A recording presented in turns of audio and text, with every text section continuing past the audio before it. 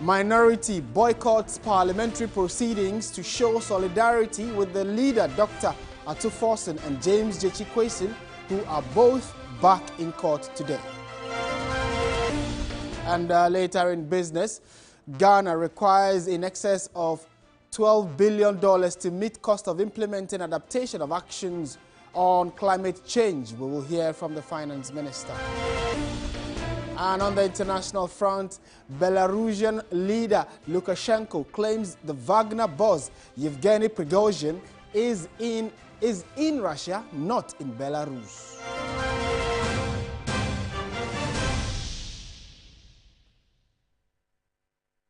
Let's settle for the details of the stories now, starting from the House of Legislature, where the minority has commenced a series of boycotts in solidarity with the members' standing trial at the courts.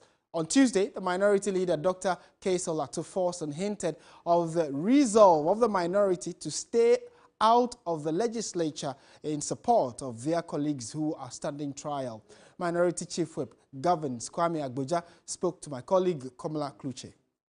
This morning, the minority will not be participating in business on the floor because we are accompanying our two colleagues, Honorable Quayson and Honorable Ato Forson, who are due to be in court this morning. Based on that, we are unable to attend to any government business. We'll be in court to support them. I think the minority leader gave this hint when he was making comments after the swearing-in of our colleague, Honorable Quayson, on Tuesday. Currently, all we are doing is to be in solidarity with our colleagues whose persecution we think is politically motivated, has nothing to do with law. As of what happens on the floor, well, we are not here currently. And just to let you know the reason why we are not going to participate in any government business today. It is sad that after the same people have made their choice and reaffirmed their choice, this Attorney General is going ahead with this political persecution. We see what the future holds. Now let's head to Parliament and speak to Komla Kluche, parliamentary correspondent who's joined us via Zoom. Komla, good afternoon. Thank you for joining us. First of all, have the minority actually implemented this threat? Is their side of the divide empty?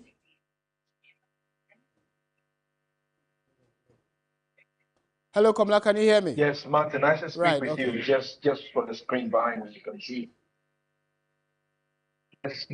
Yes, so from the screen behind me, you can see that the House is in session now.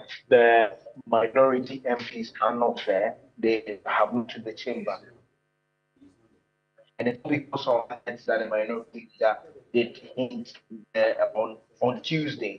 And they're going ahead in the full swing to say that any day that three of their colleagues, one James Gyekye Quayson, Dr. Cassiel Ato Forson, and Collins Downer appear in court, they will not come to Parliament and take in any business of the House. And so this is the beginning of a series of boycotts that the minority is going ahead with. And beyond that, what else should we expect to happen in Parliament? So does that mean they would only return to the House after court proceedings?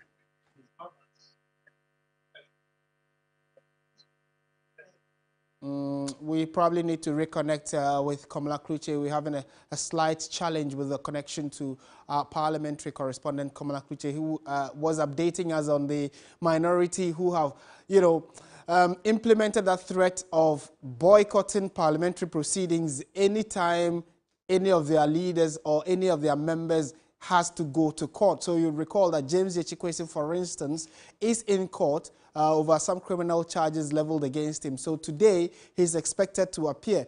When the House resumed, they put out that caveat that if any member of the minority will be in court, the entire side of the minority in Parliament will not conduct government business or partake in government business in the House. And they have actually gone ahead or gone through with that threat. The images on your screens are what we got from Parliament a few minutes ago, where the entire minorities are, even looks like the majority are also not in the House, or they are very scantily seated. But the minority are out of the House. They are in court because Cassiel Ato Forson Doctor, who is the minority leader, is also facing different trial in court, and so is James Gyekye Quayson as well. So I think we have a better connection to Komla now. Komla, so I was asking, how is this likely to affect parliamentary business? Will they return to the House after court proceedings? Well, Martin, what it is that if they go to court, for instance, I know today James Gyekye Quayson is appearing in court. He appeared at 11 o'clock. Dr. Cassiel Ato Forson's phone will be called at 1 p.m. And so right from the Gyekye Quayson's own, then they move to Dr. Cassiel Ato Forson's own. And so if they are done with the day concerning the court appearances, then they come back. I mean, the indication from them is that any day that any of their members are appearing in court, they will not come. So primarily that means that they will not be coming to the House for the rest of the day. Invariably, they're just indicating that once they are appearing before the court, they will not come. And that particular soundbite played from the minority chief whip, Kwame Goggins Asboja, indicating that if the people of Assin North, on the case of Gyekye Quayson, for instance, if the people of Assin North have resoundingly reposed confidence in Gyekye Quayson, and the Attorney General goes ahead to do a political persecution of their member, well, this is one of the ways that they will also face out with him. So it is part of the plans that they have, to which they are commencing the first one now. All right, Komla, thank you so much for that update. But maybe before you take leave of us, what was on the order paper for today in terms of what was expected to have been discussed on the floor today?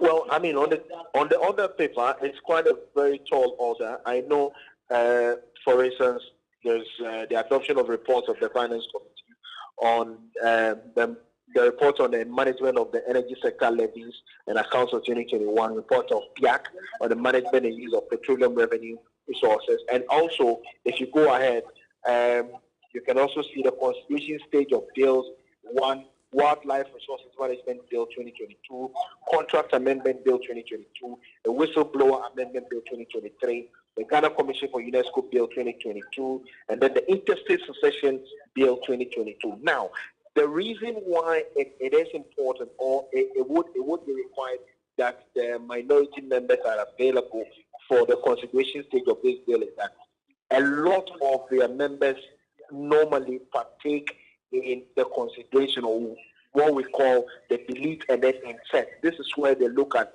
the clause by clause amendment of these bills that are before the House. So 1, 2, 3, 4, 5 bills currently before the House. That's at the consideration stage.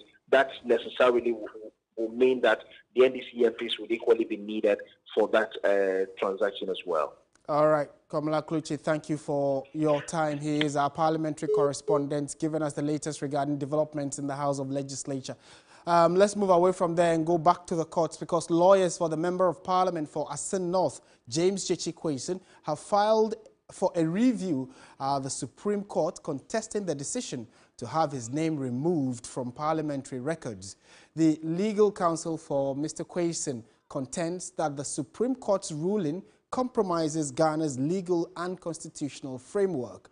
The review contests the lack of due process in removing Quayson's name from Parliament without a hearing and challenges the Justice's interpretation of the nomination period.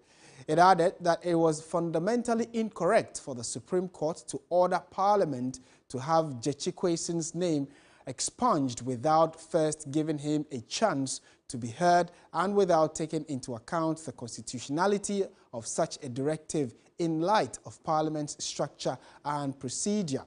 The Supreme Court on May 17 declared Quayson's previous election null and void and prohibited him from holding the position. And beyond that, there was a by-election which he won, has gone back to Parliament, was sworn in this week, and it looks as though the directive by the Supreme Court is still in contention, whether or not Parliament will be able to undertake that directive is what we all wait to see.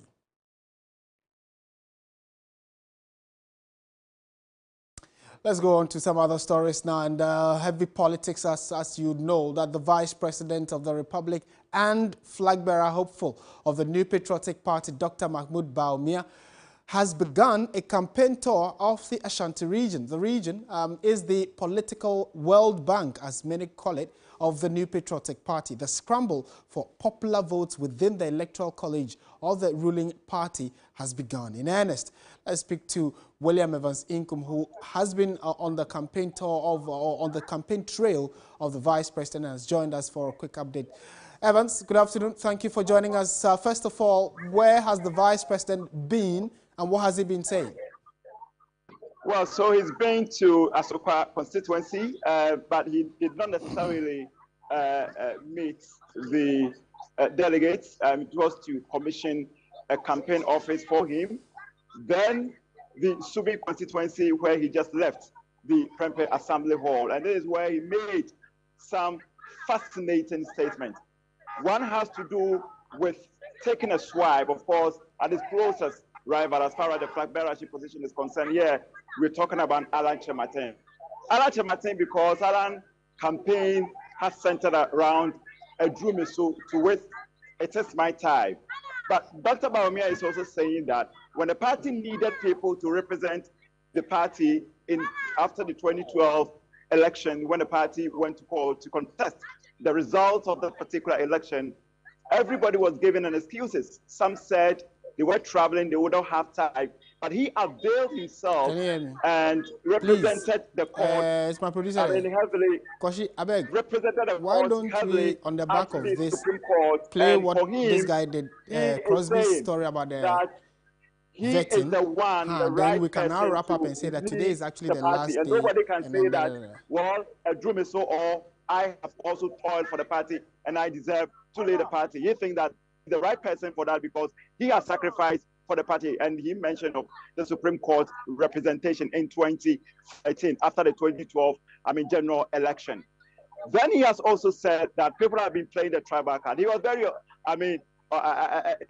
subtle on this particular one because he said his closest contender, for that matter, the John Dramani Mahama, has said the NPP will not elect an ordinary to lead the party. So to him, it is a test case to the NPP to elect him because he's the only candidate, according to him, he's the only candidate that the NDC fears. And for that matter, even the NDC knows that if he leads the party, he's the only person who can break the eight for the NPP.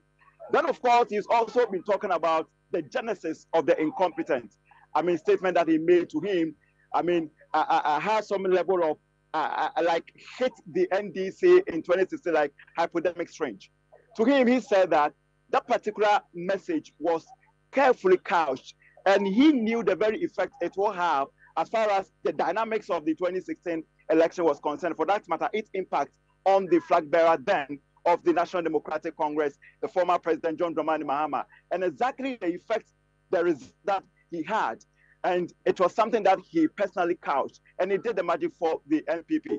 So we think that he has what it takes. It doesn't matter how long he has been with the party. Of course, he also has, as part of his sacrificial, stuff, he also mentioned that he lost certain important positions. For instance, being the deputy governor of Ghana then, he decided to, relinquish that position and then support the then flag bearer of the party, and in general, the NPP win the election. Even though it didn't happen in 2012, he sacrificed another position as, somebody who was performing a very critical role for the African Development Bank in Zimbabwe, helping the then Mugabe government to also grow the economy. When he was called back to Ghana and support the NPP, he did not think twice. He relinquished that position and gave it all to the NPP and also stayed through till the NPP won power in 2016. So to him, he said he has done enough to merit this particular position, and he wants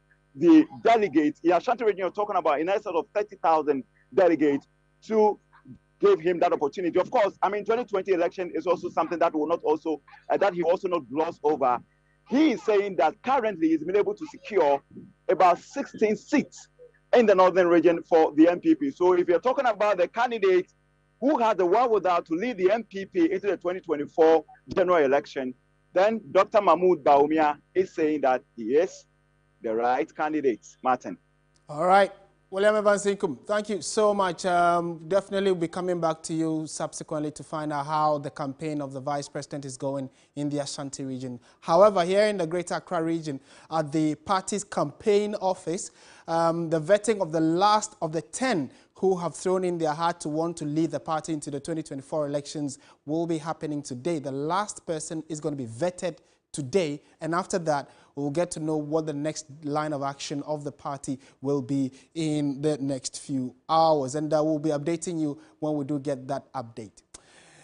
Away from that, though, President Akufo-Addo has stressed the need for countries that significantly contribute to climate change to bear greater financial responsibility in finding solutions to the problem.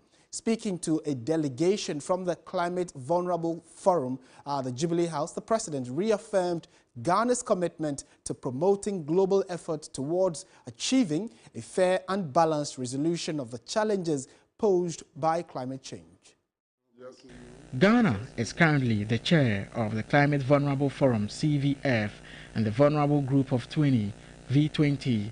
The CVF is an international partnership of nations facing extreme vulnerability to the impacts of global warming. It serves as a platform for these countries to collaborate and take collective action against climate change. Head of Program for the CVF, Matthew Mackinnon, praised Ghana for its support in combating climate change.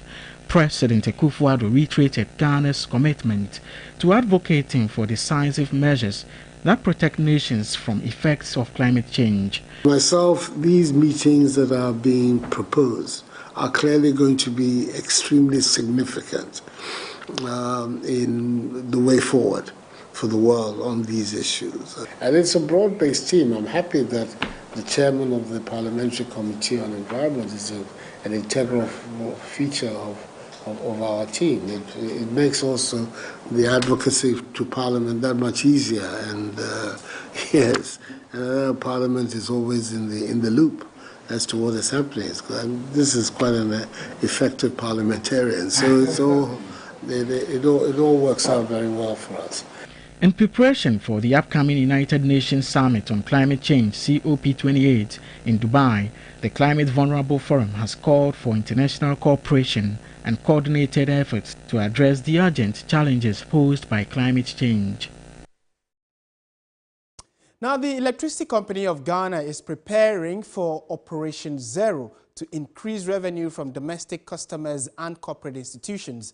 The 2-month exercise will involve debt collection, illegal connections, and meter installation. In an exclusive interview with TV3 News, the External Communications Manager of ECG, Leila Abubakar, said that customers who are not in the company's database will be billed instantly. It's not focusing on only just postpaid customers. It is the customers who are not paying, the customers who are using electricity and either paying zero or paying less than what they are consuming because maybe their meters are faulty, because they have tampered with the meters themselves, because they have connected directly to source and all that. We are losing revenue within the system because people are evading the normal way of going about electricity consumption and then payment. So this mobilization is to ensure that the integrity of our system is apt, the customer is on a meter that is functioning well. Otherwise, we put you on a flat rate so that at least if you consume, we'll be able to get some money from you, no matter what it is. So what we are saying is we come to your house, illegal connection, whatever it is. You cannot pay zero to ECG. At least pay 200 cedis. If you use an air conditioner, if you have a fridge, if you use an iron every day, pay something to ECG. So this revenue mobilization is something that is long-term, but we're just trying to fix the system in the network, trying to recover. All right, so that simply means that if you know you owe, ensure that you clear your arrears before the ECG officials storm your yard. Let's go on to some labor-related stories now. After their first 2 meetings with the National Labour Commission, ended in a deadlock, Organised Labour and Sunon Asogli Power Limited will meet with the National Labour Commission again later today, the 6th of July. Organised Labour is demanding that local union members who had their contracts wrongfully terminated by Sunon Asogli Power Limited be given their jobs back. Let's speak to Daniel Opoku, who's been following this story very keenly for us. Daniel, good afternoon. Thank you for joining us. How have the two meetings been so far? Has it been cordial? Yes. In fact, you said the meeting has been cordial because the very day they began, realized you saw that cordiality both from the management side and also from Organised Labour when they appeared before the National Labour Commission. But prior to that, we realized that both parties took entrenched positions until Organised Labour raised the issue at the International Labour Organization when they went to ILO last month. Oh, it's gone to the International Exactly. Labour The discussion was elevated at that level. And actually, we have the Secretary General of the Trade Union Congress who talked about the issue as soon as Asogli at the ILO conference, and actually the whole world realized what was happening. So when they came from ILO, that was when the National Labour Commission called them into a meeting. The issue was called and they were given just yesterday to get the issues resolved. But unfortunately, when they went into several meetings with the Minister of Employment and Labour Relations, they had to report back to the Commission, which they did yesterday. Okay. And based on what we picked yesterday, we realized that they were able to reach amicable conclusions. They have made progressively some conclusions that today they are likely to announce their intention not to embark on a strike, and also the possibility of those who have been asked to go home are likely to be called back to work. So then, you know, the other question of why should the entire organized labor of the country be interested in just 2 or 3 people who've been sacked by, by a company? But, you know, that's an interesting question to ask as to why a whole organized labor. I want to talk about organized labor. You have close to 700,000 both public sector workers. So if all of them should just follow Sunon Asogli because of what is happening, that tells you the gravity of the case. Now, when you speak to Labour, what they are saying is that they have learned from their past experiences, where some workers in some institutions were asked to leave, and unfortunately, Labour could not stand behind them. And secondly, they realized that from the management of Sunon Asogli, they believed that they were not forthcoming, and they defied most of the orders from the National Labour Commission. And because they didn't want them to repeat that mistake, is the reason the whole entire organized Labour decided to support the 3 who were asked to go home. But I think their support, what you call solidarity, has yielded some results, and they are likely to make a positive announcement today, Martin. Okay, so by close of day today, we'll get to know what the finality of the matter is. Exactly. By close of day today, we'll get to know the 3 workers who will be asked to come back, because according to management of Sunon Asogli, they have to seek some approvals and clearance from their top hierarchy based in China. And I think they were able to do that yesterday. And yesterday in the meeting, they made some interesting resolutions and said that today they are likely to ask those people to come back. Now, they going back also means that they are likely to allow them to also put their workers into a union that will come under the Ghana Mine. Exactly. You know, when you go to Asogli now, Asogli has Senior Staff Association. Okay. And we are told there are about 80% of the workers who are part of the Senior Staff Association, and just the 20% led by the 3 people who were asked to go home. And so when they come back, they obviously they have to put themselves together and they'll come under the Ghana Mines Workers, which is affiliated to the Trade Union Congress. So basically, that's the issue. I mean, exactly what Sunon doesn't want is what is going to be happening to them. Exactly, and even that actually was also going to affect government business. Because you have the civil service in excess of 60,000 workers, if they should they decide not to go back to work. You have nurses, you have teachers in excess of 300,000 of them. They also decide not to, because of these 3 people, realize that government business are likely to be affected. And also, Labour called for those who in the private sector to also join them in the strike. So if they had not been able to meet yesterday, and possibly today to get the issues, then on Monday there would have been a national lockdown. All right, thank you. Thank you very much. Daniel Opoku is our Labour correspondent, keeping tabs on all Labour development in the country, giving us an update on that story having to do with the 3 workers at Sunon Asogli Power Plant who had been asked to go home. By close of the day, we'll get an update on that. Let's go to some other stories now, this time around in Parliament, where the Minority Caucus in the House has bemoaned the continuous delay in the release of funds to the Food and Drugs Authority to enable it fulfill its core mandate of protecting ordinary customers against substandard food products on the market. A ranking member on the Health Committee is sounding the alarm of a major health outbreak with the persistent starvation of funds for the FDA to embark on market surveillance against the outbreak of anthrax disease. It will interest you to know that Food and Drugs Authority has stopped these activities, subjecting everybody in the public to a very high risk. In fact, the market surveillance is what allows the Food and Drugs Authority to authenticate the wholesomeness or otherwise of foods and other products in the system. And so with the emergence or the outbreak of anthrax, everybody would have expected that the Food and Drugs Authority would have intensified its operations. But unfortunately, they have stopped this market surveillance. The GMP inspection also allows the Food and Drugs Authority to also set standards or to inspect standards for processes and manufacturing in the companies, whether or not they are following the right standard, both within the country and outside the country. So medicines or drugs and foods that are imported into this country, Food and Drugs Authority sends their personnel outside the country to inspect, to go on inspection, those companies, whether they are doing the right thing. But as I speak to you now, they have stopped these activities. And the only reason they are giving is that the Food and Drugs Authority is broke. They have no money. The minister responsible for finance is refusing to release money to the authority. We are all here. We heard and saw what happened in Asenov. Government was able to mobilize money for the continuation and completion of projects in Asenov because of by-elections, and even went ahead to organize money to induce voters. Now, a matter such as this, a matter that borders on public health, we have no money to undertake this, and it has never happened in the history of Ghana. Don't forget that the Food and Drugs Authority is a very, very important institution. You and I, our grandfathers, our parents, they walk into any shop and buy anything at all and they consume. We are all relying on the Food and Drugs Authority for the safety, that they are doing the right thing and that any product in the shops are safe for consumption. And so we are calling on the government, the minister responsible for finance to be specific, that as a matter of urgency, they should release money to the Food and Drugs Authority to continue to perform their mandate as expected. This is very sensitive, very, very sensitive.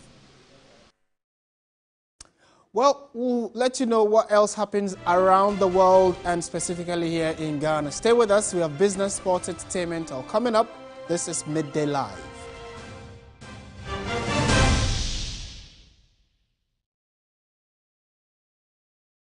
Ladies and gentlemen, we're going to demonstrate to you the superior properties of Flamingo paint as compared to other paint brands on the market.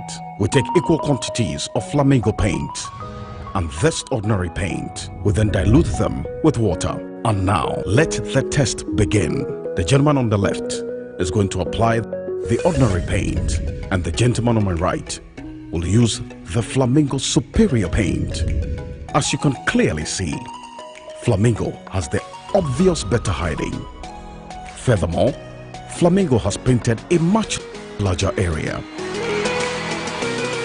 You know, one bucket of Flamingo paint is equal to several buckets of any other paint brand on the market. Flamingo paint is made with superior formulation to give superior durability, superior hiding, superior coverage. Flamingo paint, simply superior. Africa is the cradle of civilization, where leaders of men, kings and queens helped build and shape the world we know today. Since the beginning of time, money and goods have moved freely across this great continent until they were interrupted by borders, arbitrary and man-made. Thanks to hard-fought freedoms, digital advancement and human ingenuity, a new day is dawning where money and goods can once again move across these vast lands unencumbered, opening Africa up to movement, progress and opportunity. Don't let borders limit you. Transfer and receive money quickly, easily, affordably. ZPay, building a borderless Africa.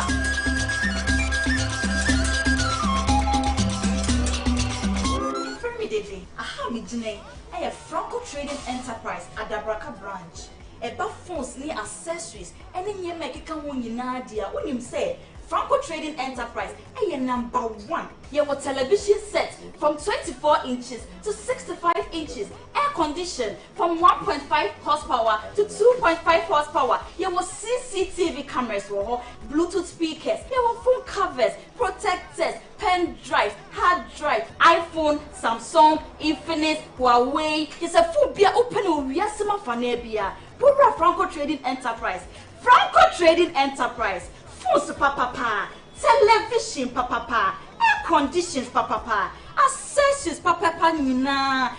Ready. Set, go! The 3FM Baby Fair is here. Parents, make it a family affair with fun photo booths for family shoots, kids arena for the kids to have fun, and so much excitement. This fair will be a one-stop shop for all childcare products, clothes, toys, child development products, and so much more for every child of every age. 3FM Baby Fair on the 7th July, 8th July, and 9th July 2023 at Marina Mall, Airport City, Accra. To be a part of the fair and exhibit your products and services as a vendor, please call 0244 405027 right now. The 3FM Baby Fair, your one-stop shop for all your childcare products. The 3FM Baby Fair is proudly brought to you by Marina Mall. 3FM, your urban lifestyle radio. On the 9th of July 2023, the journey of happily ever after begins for one couple to be given the right to be called Ghana's perfect match. After weeks of love, drama, betrayal, and loyalty, we bring you the grand finale of your premier television reality show, Perfect Match Extra. 3 couples have gone through 9 weeks of love and drama and have proven their union is fit enough to be that perfect match. A couple now stands a chance to win 50,000 Ghana cedis cash, sponsor products, and so much more. Which couple is it going to be? Kobella, Gralino, or Etolin? Remember that you have the power to vote your favorite couple to become the maiden winners of Perfect Match Extra. Keep voting for your favorite couple on the TV3 reality app and on pmextra.tv. Join us at the forecourt of TV3 on the 9th of July 2023 from 6 p.m. sharp by answering questions and winning points on pmextra.tv. And be a part of a love festival before the main show at 8 p.m. sharp. Let's end all the fun and drama on a perfect note with a grand finale of Perfect Match Extra Season 1. Perfect Match Extra is sponsored by Close Up Complete Fresh Protection for your important oral care needs. Geisha Moringa and Geisha Black Soap for soft and glowing skin. Frutelli Calipo Forever Clear. Beauty by Cava. Darling Lemon Drink. Flora Tissue. And Napa Foods. Say Napa. Enye Ono Soko. Heaven Black Insecticide Spray and Coil. Heaven Dear Bakope. Top Choco. Ebony Condoms. Gino Tomato Mix. Supported by Bell Ice. Capfam. Empire Kitchens. Drugnet. Malcolm. Where Ghana shops. Blue Jeans Energy Drink.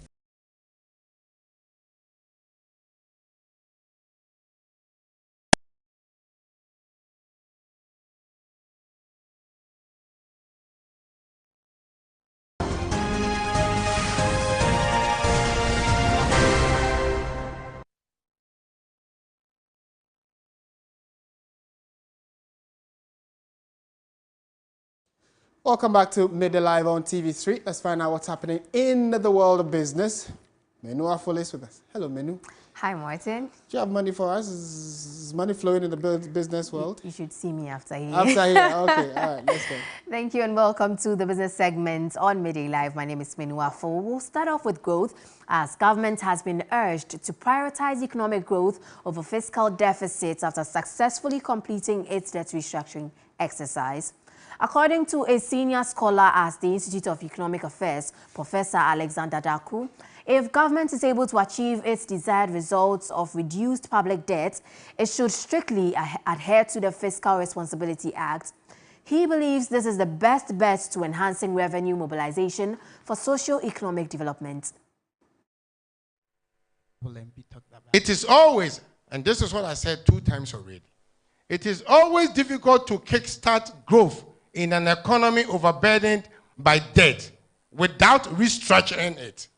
But once the restructuring is successful, which we are going through, this is a very big advice.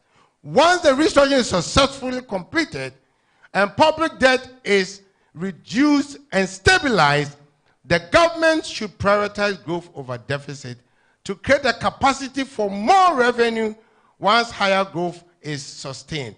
This strategy must be carefully implemented within the Fiscal Responsibility Act 2018.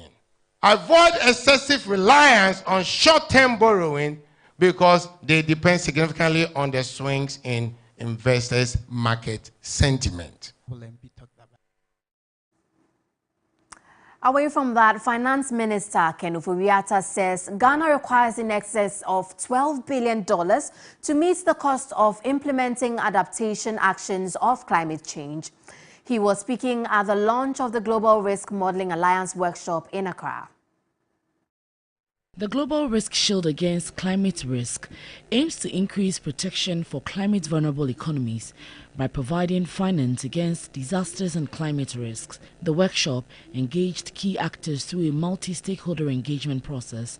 Finance Minister Ken Ofori-Atta, expressing his commitment to the initiative, pledged Ghana's dedication to protect growth and minimize the loss and damages caused by climate change. Ghana alone, we require some 4.2 billion at the national level and 8.29 billion from international sources to meet the cost of implementing adaptation actions according to NDCs. By joining this alliance, we are embracing an opportunity to enhance our understanding of climate risks, assess our country's vulnerabilities, and gain access to essential data and expertise for informed decision-making. Minister of Environment, Science and Technology, Kwekwe Fiyie, emphasized on the urgency in finding solutions to climate risks posed by climate change. When developing countries urgently need resources to build resilience, developed nations are escaping their obligations. Developed countries need to step up and stop dodging scrutiny and work to rebuild trust with developing countries, delivering on their climate finance commitments. That is why it is your own enlightened self-interest to give us the finance and the appropriate technologies so that we can explore the options and choose the path of low carbon industrialization. Because as for industrialization, Africa must industrialize. The Global Shield Initiative is expected to enhance the country's adaptive capacity and also to ensure that financial and social protection measures are integrated into the country's climate change strategy.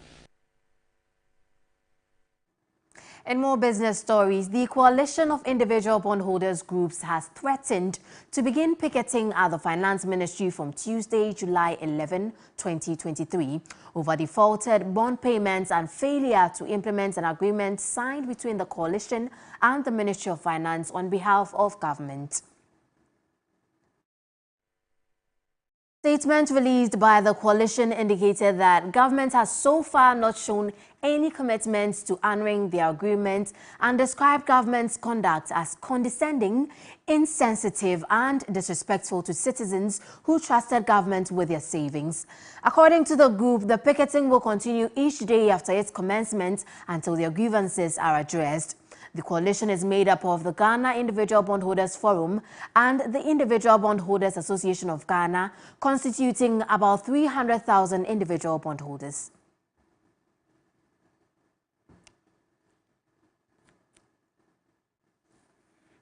And that's how we bring the business segment on Midday Live to an end. My name is Menu Afo. Do stay with us. We have more news for you coming up after the break.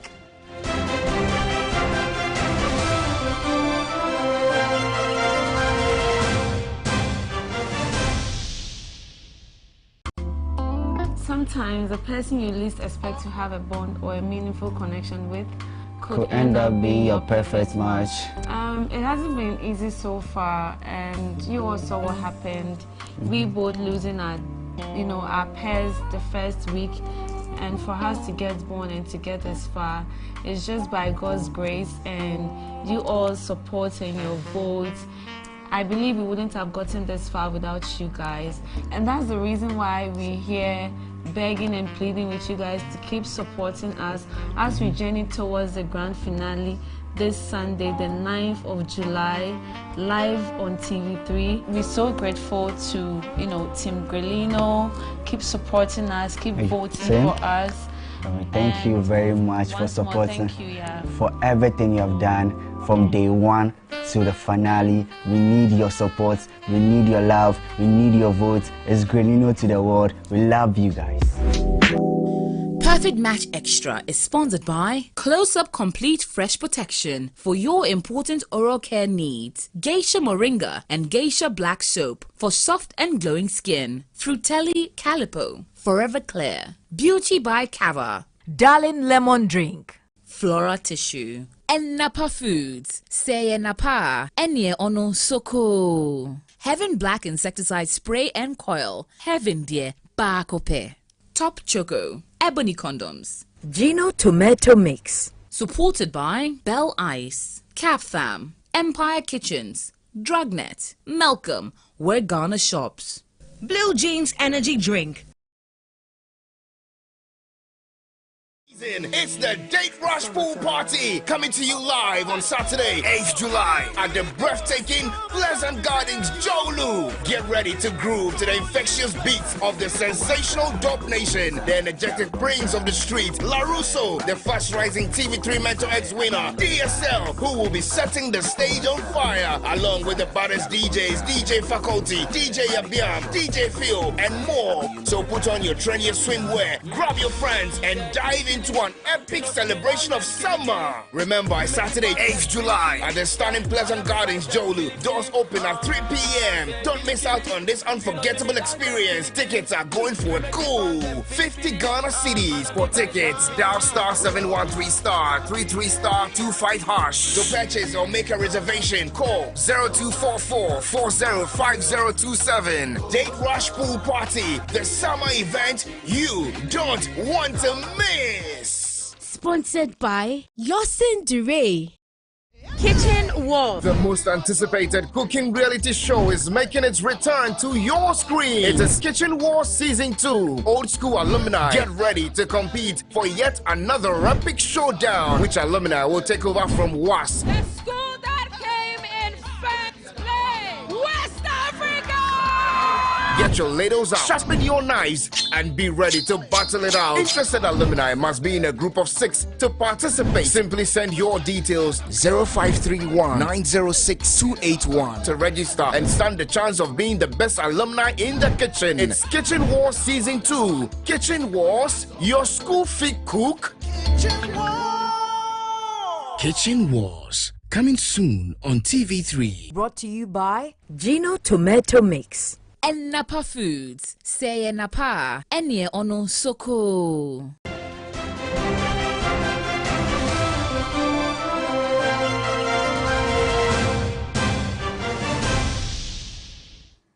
Welcome back to Midday Live. Let's do some other stories before we get into the world of sports.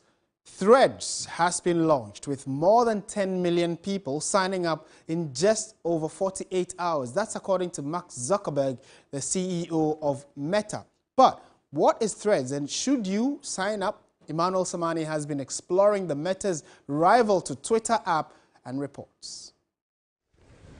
Well, it's all everyone is talking about, the potential death of Twitter and the race to find a suitable alternative.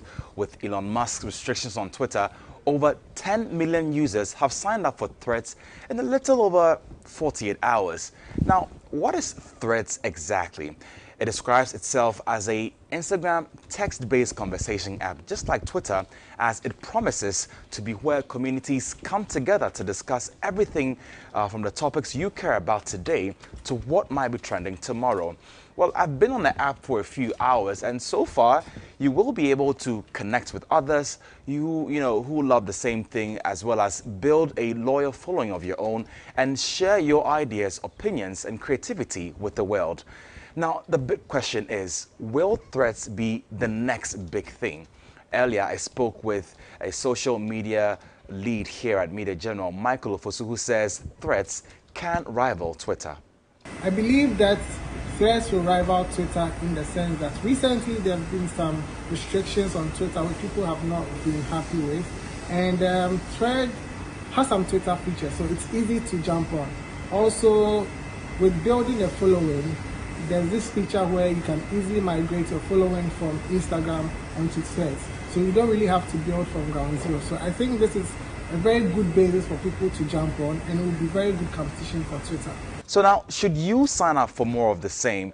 Although Meta is transparent about its privacy policy, there are lots of ways to manage your profile across Facebook and Stickler. You can also head to Blue Sky or Mastodon instead. Some also argue that our data is a high price to pay for access to free social media. Others, not so much. So it really is down to you.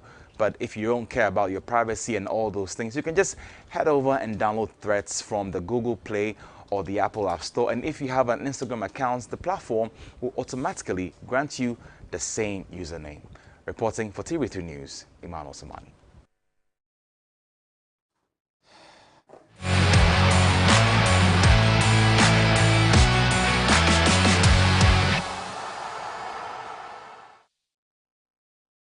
Welcome back. Well, clearly, it looks as though for many of you who are yet to join Thread, you actually should. I would advise you to. And when you do, first account you should follow is at Newsy Martin. That's my account. All right, time now for sports. Reku Ampofo is with us. Hello, Reku. Yeah, I'm not on Thread. You are not on Thread yet. You are yet to Thread. I'm socially exhausted. I just joined TikTok last week. Oh, yeah. Oh, TikTok. Yeah. Oh, last week. And now there's a new one. Watch it. All right, let's know what's happening in sports then. Well, welcome to the sports segment here on Midday Live. We'll be starting off from the Ghana Football Association because with the Ordinary Congress of the association set for July 10, 2023 at the Great Hall of the Kwame Nkrumah University of Science and Technology, the administration has published their financial statement from the period 2019 to 2023. The statement includes revenue, expenditure, and many others. Well, after this, the announced expose that dissolved the Kwesi Nyantakyi-led administration, the Normalization Committee supervised the election of a new team that took office in October 2019 with Kurt Okraku as president.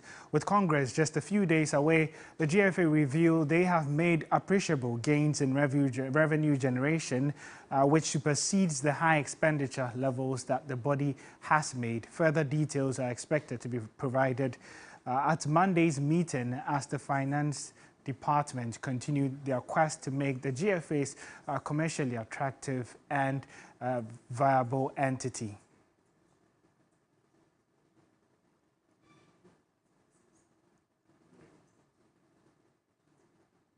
So let's take a look at some infographics on, the finances of the Ghana Football Association. Now, they say their total revenue grew by a compounded annual growth rate of 49% between 2019 and 2022. Total revenue also between 2019 and 2022 summed up to 130.08 million Ghana cedis. Now, all of these figures are from the FA's audited accounts, and they say that growth in other football-related revenues surged by 192% on year. For the expenditure, the total grew by a rate of 50% between 2019 and 2022, exceeding revenue growth by 1%. They also say the expenditure relating to administrative governance grew by 41% to 17.2 million, all the way from 4.38 million in 2019.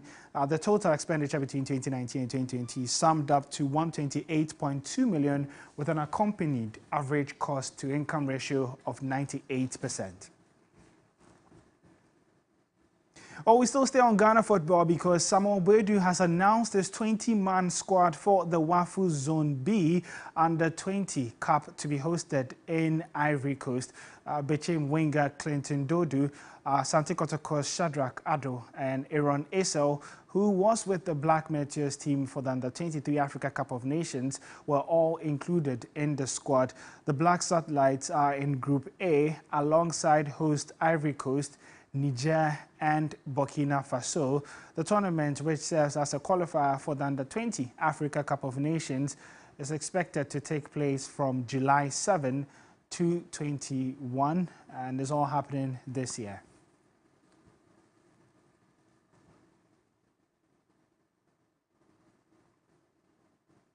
Let's head overseas, specifically to the European transfer window, and Declan Rice will have his Arsenal medical this week ahead of signing a long-term contract. It's understood Arsenal will pay the initial £100 million over 2 years, and the deal is 95% complete, while there is a verbal agreement in place with Ajax for the capture of defender Jurrien Timber in a deal worth an initial £40 million.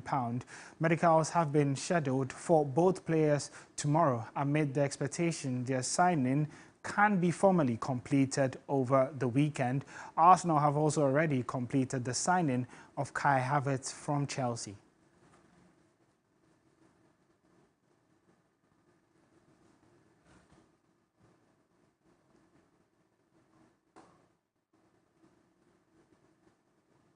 Let's do some more stories here, where the Rio de Janeiro government has named an anti-racism law in honor of Real Madrid forward Vinicius Jr. The Vini Jr. law, unanimously approved by the Rio government in June, will see sporting events stopped or suspended in the event of racist conduct.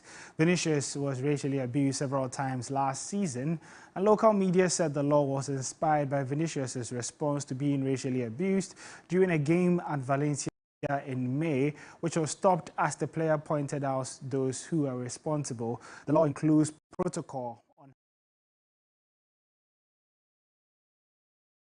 on campaigns. Vinicius has been asked to lead a special FIFA anti-racism committee made up of players as well.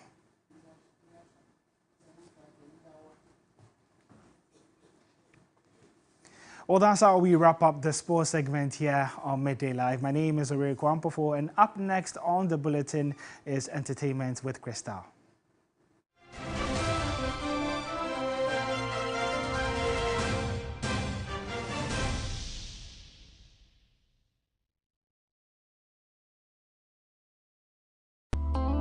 You call it madness and we call it love. And as you guys know, love conquers it all. Yeah, I'm Bella. And I'm Koda. The journey hasn't been easy. We've been through a lot in the Perfect Match Extra House. The drama, the fights, the arguments, the surprises in Big Mama's house, Charlie. But we are so excited. We appreciate the fact that you supported us since day one. You helped me to stay in this house. I found love, and I'm so excited. You know, we are almost done with the show, and we would like to say a very big thank you for supporting us, and keep your votes coming because Sunday is the grand finale. We are inviting all our fans.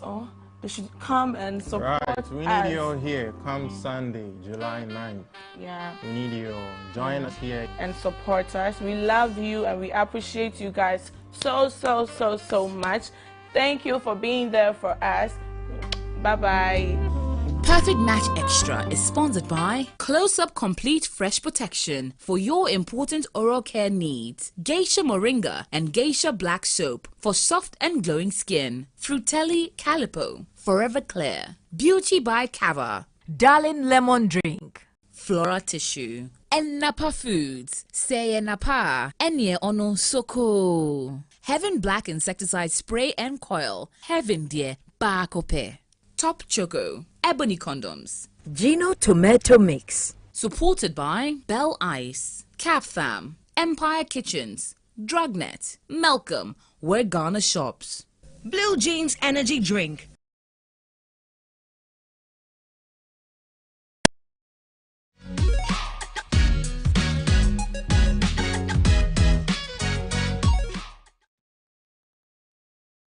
Let's delve into the world of entertainment now. Crystal, it's not Crystal. Crystal is with us. Hello, Crystal. Hello, Martin. You look right? nice and blue. Merci beaucoup. I was just trying to, match you as well. Put a blue on. Okay. As always. Take Good it afternoon. away. Thank you. So, Ghanaian actor and playwright Fifi Coleman has urged stakeholders within the drama and other stage arts to churn out more quality productions to sustain the interest in theatre in Ghana. Speaking to 3 Entertainment, Fifi noted that being consistent and original will help the country export theatre arts to other parts of the world. Very vibrant place already now. Theatre is back. It's bounced back very beautifully. Look, if there's theatre, look, unless you don't go to National Theatre, it's there. Theatre is living now. The thing is now we're trying to make sure that it doesn't die off again. Like we sustain this energy and it keeps going up and up and again. So that's by doing that, more productions, more quality productions. I want to say that quality is very important. We're also looking at the consistency of it, and then the storytelling, the type of stories we are telling. And then we also, in developing, we also start building synergies with other people, not just Ghanaians, call other African countries, come together, do a theatre show here that can, I'm a proud believer of exportable theatre. I feel like we should be able to create theatre that we can go everywhere with. Like, oh, we're showing in Nigeria this theatre, we're showing in Togo in this, or like that. So it is living now. Let's just keep pushing it and see what we can.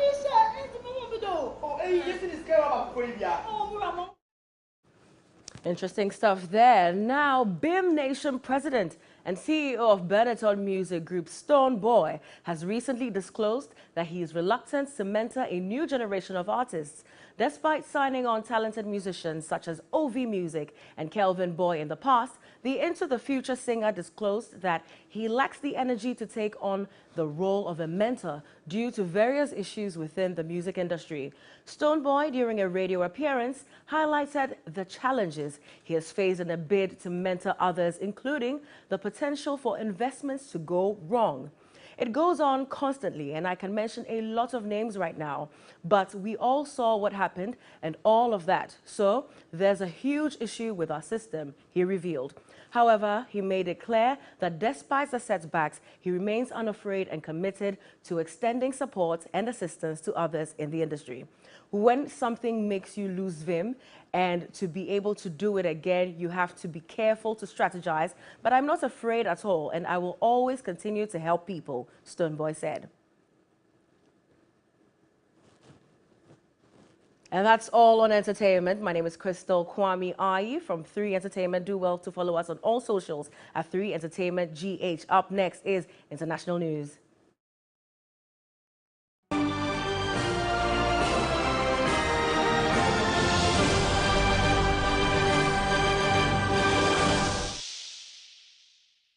Let's go to Europe now. The leader of Belarus, Alexander Lukashenko, says the Wagner boss, Yevgeny Prigozhin, who led a short-lived rebellion in Russia last month, is in Russia and not Belarus. Prigozhin's whereabouts have been a mystery since he was seen in southern Russia during the mutiny. Under a deal to end the standoff, charges against Prigozhin were dropped and he and his fighters were to be allowed to move to Belarus. Belarusian leader Alexander Lukashenko helped broker the deal. Just over a week ago, Lukashenko, who had ruled Belarus since 1994, said Prigozhin had arrived in Belarus. And that's how we bring the bulletin to a close. Thank you very much for watching. Our website, 3news.com, has many more stories for you. My name is Martin Asiedu Date. Have a good afternoon, and as always, stay positive. Bye for now.